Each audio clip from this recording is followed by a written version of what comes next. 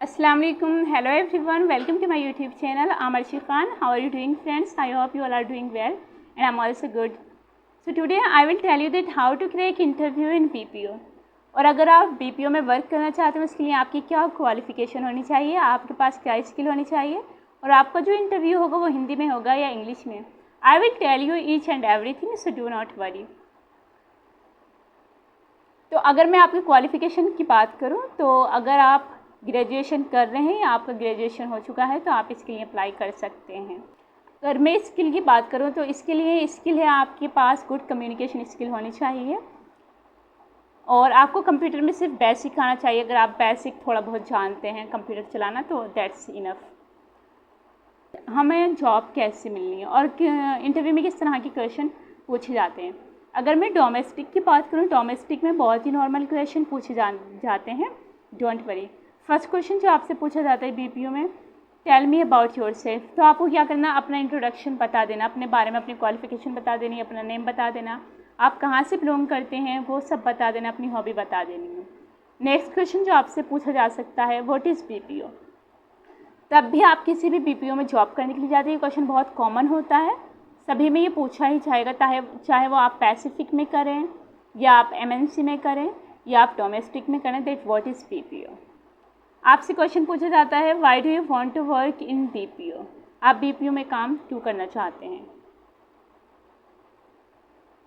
और जो क्वेश्चन पूछे जाते हैं वो बहुत ही नॉर्मल पूछे जाते हैं question. Friends, do not worry about it.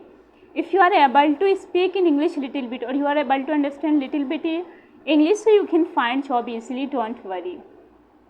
बस थोड़ी सी इंग्लिश आनी चाहिए. अगर आपको थोड़ी भी इंग्लिश आती है तो आप डोमेस्टिक में आसानी से वर्क कर सकते हैं, क्योंकि इसमें हिंदी प्रोसेस होता है. आप हिंदी प्रोसेस में आसानी से वर्क कर सकते हैं. अगर मैं बात करूँ एमएनसी कंपनी, तो वहाँ जो इंटरव्यू होता है वो थोड़ा उससे डिफरेंट होता है, बट उसमें भी नॉर्मल ही क्वेश्चन पूछे जाते हैं. फर्स्ट क्वेश्चन जो पूछा जाएगा वो यही पूछा जाता है, tell me about yourself और may I know about yourself. तो वहाँ आपको अपने बारे में बता देना है, वो अपना इंट्रोडक्शन सिंपल सा. दूसरी चीज़ वही पूछी जाती है, व्हाट इज़ बीपीओ और why do you want to work in BPO. MNC company में भी इस तरह के क्वेश्चन पूछे जाते हैं. उसके बाद में जो पूछा जाता है अबाउट योर स्कूल लाइफ, यानी वो आपको से आपकी स्कूल लाइफ के बारे में पूछ सकते हैं, वो आपको इंग्लिश में ही बताना है. दूसरी चीज़ जो आपसे पूछी जाएगी वो ये है कि कोई भी आपको टॉपिक दे दिया जाता है और उस टॉपिक के ऊपर आपको इंग्लिश में बोलना है. उसके ऊपर आप 2 मिनट बोल सकते हैं, 3 मिनट बोल सकते हैं, वो भी एक टॉपिक होता है. And they might ask you, tell me about your memorable day. कोई भी अपना मेमोरेबल डे बता दीजिएगा. और जो एमएनसी में पूछा जाता है इस तरह का भी क्वेश्चन पूछा जाता है, tell me about your last birthday, how did you celebrate it. तो वो भी सिंपल सा क्वेश्चन है. आप क्या करिए, जब भी इंटरव्यू के लिए जाएँ, कुछ कॉमन जो क्वेश्चन होते हैं उन्हें पहले ही प्रिपेयर करके जाएँ, ताकि आपसे अगर ये क्वेश्चन पूछे जाएँ तो आपको आंसर दे दें फ्लो के साथ में. तो अगर मैं बात करूँ एमएनसी कंपनी की या पैसिफिक कंपनी की, तो वहाँ भी आपको बस टॉपिक दिया जाता है, आपको टॉपिक के ऊपर बोलना होता है और टॉपिक के ऊपर जो. और अगर मैं आपके साथ में अपना टेक महिंद्रा का एक्सपीरियंस शेयर करूँ कि वहाँ इंटरव्यू में क्या क्या पूछा गया था, सो आई कैन शेयर. तो वहाँ जो हुए थे इंटरव्यू के, वो 2 राउंड्स हुए थे. फर्स्ट राउंड में जो होती है, फर्स्ट राउंड में नॉर्मल डिटेल ली जाती है, आपके आधार नंबर, आपका मोबाइल नंबर, आपका नेम और आपका रिज्यूमे चेक किया जाता है, और वहीं से आपसे 2 और 4 क्वेश्चंस पूछे जाते हैं. वो भी बहुत सिंपल होता है. उसमें बस यही पूछा जाता है, would you like to tell me about yourself और are you comfort in Hindi और इंग्लिश. वो पहले ही पूछ लेंगे कि आप हिंदी में कम्फर्ट हैं या इंग्लिश में. और वहाँ भी आपसे नॉर्मली क्वेश्चन पूछे जाएंगे कि आपने अपना लास्ट बर्थडे कैसे सेलिब्रेट किया, और आपका कोई मेमोरेबल डे जिसके बारे में आप बताना चाहेंगे, आपकी स्कूल लाइफ या आपकी कॉलेज लाइफ. इस तरह से कोई भी टॉपिक दिया जाए उसके ऊपर आपको बोलना है. फिर उसके बाद में आपका सेकंड राउंड होगा. सेकंड राउंड में भी बहुत सिंपल क्वेश्चन पूछे जाते हैं, बस आपको उन क्वेश्चंस के आंसर मालूम होने चाहिए और आपको क्वेश्चंस के आंसर किस तरह से बोलना है. सबसे मेन चीज़ वो डिपेंड करती है आप पर. आपको स्माइल के साथ में अच्छे से उनका आंसर देने हैं.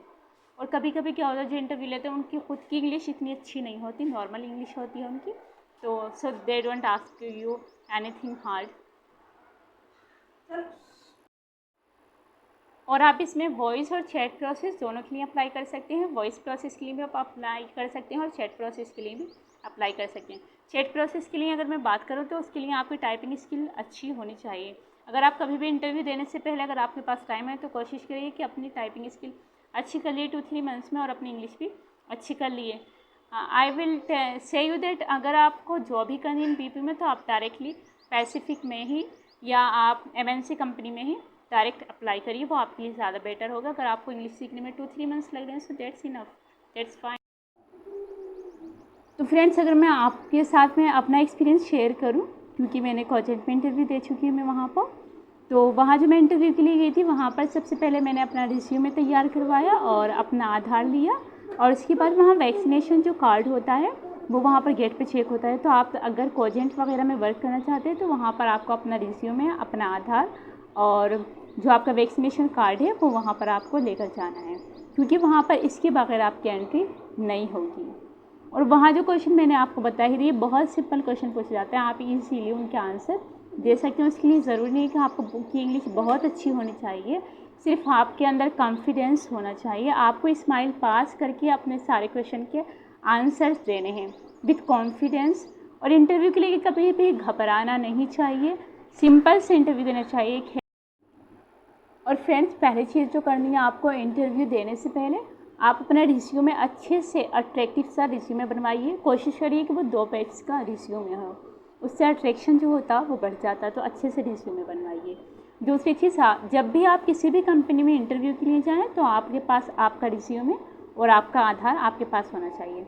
या आप ऐसे भी कर सकती हैं, ऑल डॉक्यूमेंट्स की फ़ोटोकॉपी वगैरह अपने बैग में रख सकते हैं, क्योंकि अगर आपका सिलेक्शन हो जाता है तो आपको वहाँ पर डायरेक्ट डॉक्यूमेंट्स वगैरह सबमिट करने होते हैं और फॉर्म दिया जाता है वो फिलअप करना होता है, तो आप वहाँ पर डायरेक्टली कर सकते हैं। और अगर मैं हायरिंग की बात करूँ तो कंपनीज़ वगैरह में हायरिंग चलती रहती है, आप कभी भी जाके वहाँ पर इंटरव्यू की बात कर सकते हैं, आप इंटरव्यू क्रैक कर सकते हैं। ज़रूरी नहीं कि आपको आज ही जाना है, कल जाना है, आपको आफ्टर 1 मंथ जाना है, आप कभी भी जाइए, हायरिंग वहाँ पर चलती रहती है। और अगर आप एमएनसी में जा रहे हैं तो आपको ऐसे वहाँ जाने से पहले एचआर से बात करनी होगी कॉल करके।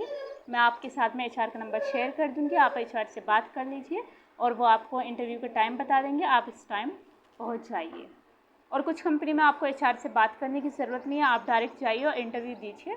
वहाँ आपको बाहर, कंपनी के बाहर गेट पे लिखा रहता है वी आर हायरिंग, तो आप डायरेक्ट जाके इंटरव्यू दे सकते हैं। आपको ज़रूरी नहीं कि वहाँ पर जाने से पहले एचआर से बात करनी है, बट कुछ कंपनी में आपको जाने से पहले एचआर से बात करनी होगी।